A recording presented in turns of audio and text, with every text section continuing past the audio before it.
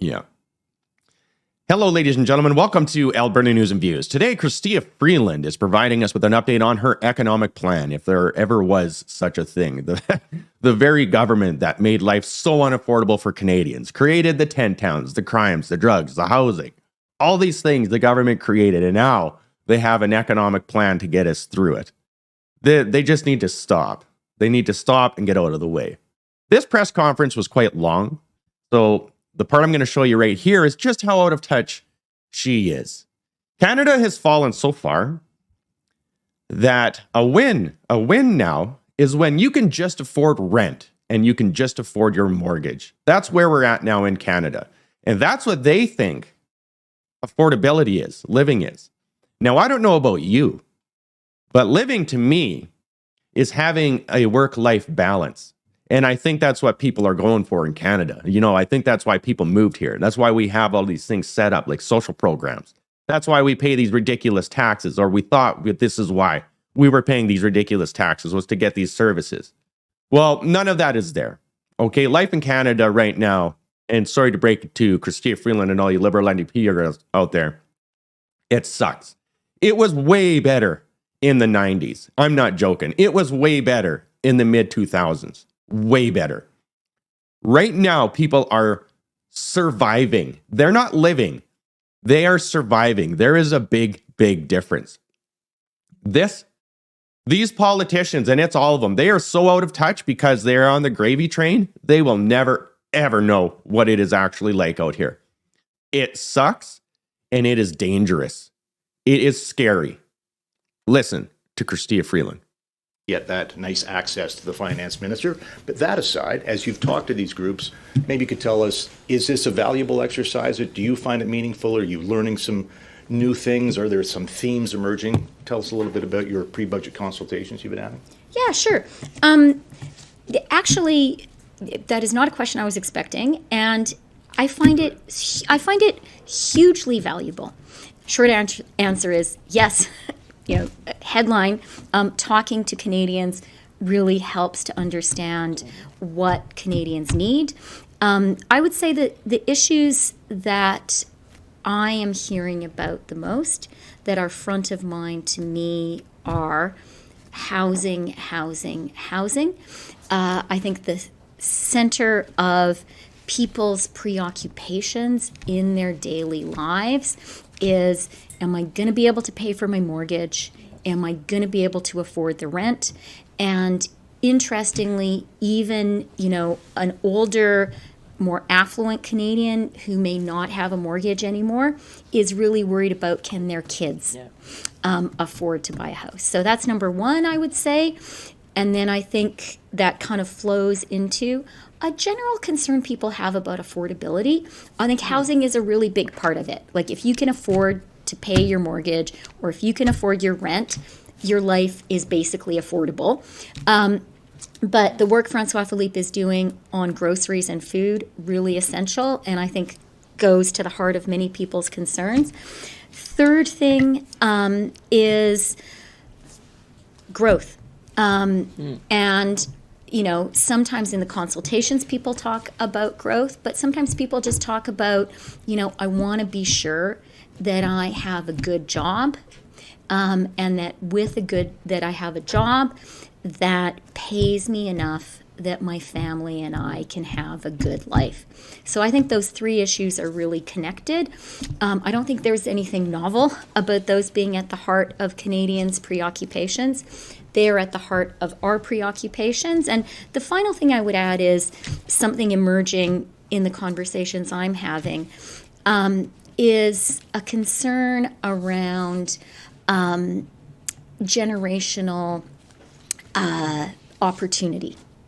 I hear from younger Canadians, but also really interesting from what you might call the parent and grandparent generation. People want to be confident that the promise of Canada that maybe older generations of Canadians have experienced in their lives, that is there for their children and their grandchildren. And the people who are the children and grandchildren, they want to be sure that they have those opportunities too. And And it's terrible because they will not. Statistically, our kids are way worse off right now than would be me. And I am way worse off than my parents, and definitely worse off than my grandparents, because more of their dollars stayed in their pocket. That is the main reason why. And actually, they talk about this earlier. Productivity in Canada is an absolute free fall. Canada is extremely unproductive. So Philip Francois Champagne, he said that what they are introducing to counter this productivity issue are robots and artificial intelligence and software. Canada is actively going down the road of artificial intelligence, robotics, and technology to get productivity up. They won't tell you that equates to humans losing jobs, but they're going to tell you that it actually doesn't. And they'll pull up a graph and they'll show you why, but it actually does. They're going to tell you that those robots are going to take productivity jobs that humans don't normally want, or they're unattractive to people to do. They're still jobs. And the people that are in Canada, the millions and millions that they've just brought in, I believe it was 60% of them are in the service industry. Those are robotic jobs. And that's the reality of it, is there's this huge transition with it, and nobody knows how to tax them or pay for them or pay their wages or whatever. And then I don't fault any business owner for wanting to get robots, because honestly, the hiring process is a nightmare right now, especially when it comes to diversity, equity, and inclusion and all this woke bullshit that's indoctrinated in people.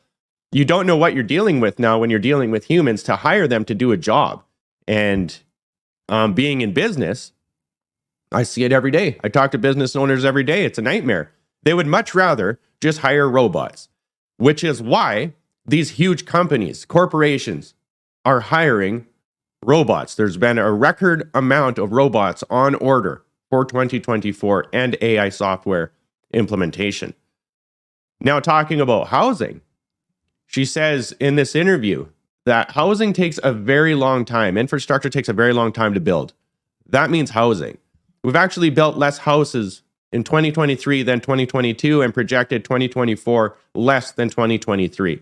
So all the money that they're throwing at this world right now, because that solves all their problems, it's not doing anything, because our productivity is down. Nobody wants to work in Canada.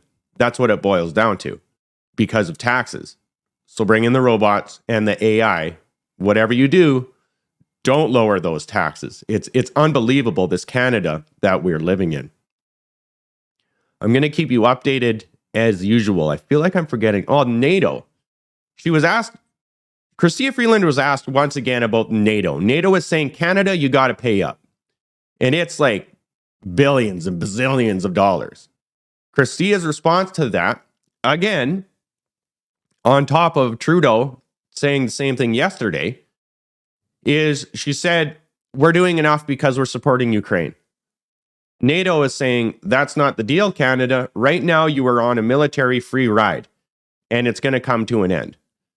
So on top of this Liberal NDP government destroying our lives, it is actually hurting the lives of every other country that they say that they are committed to in helping out with NATO.